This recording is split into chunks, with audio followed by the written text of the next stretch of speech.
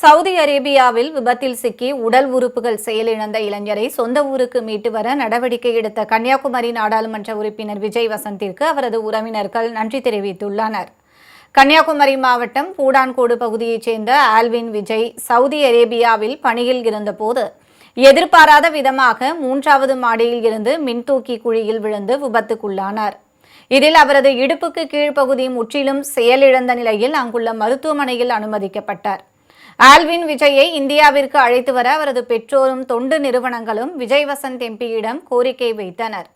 உடனடியாக விஜய் வசந்த் சவுதி அரேபியாவில் உள்ள இந்திய தூதரகத்தை தொடர்பு கொண்டு ஆல்வின் விஜயை சொந்த ஊருக்கு அழைத்து வருவதற்கான அனைத்து முதற்கட்ட நடவடிக்கைகளையும் மேற்கொண்டார். இதன் பயனாக இன்று காலை ஆல்வின் விஜய் விமானம் மூலமாக திருவனந்தபுரம் விமான நிலையத்திற்கு வந்த அவரை ஆம்புலன்ஸ் உதவியுடன் அழைத்து வரப்பட்டு மருத்துவமனையில் அனுமதிக்கப்பட்டார்.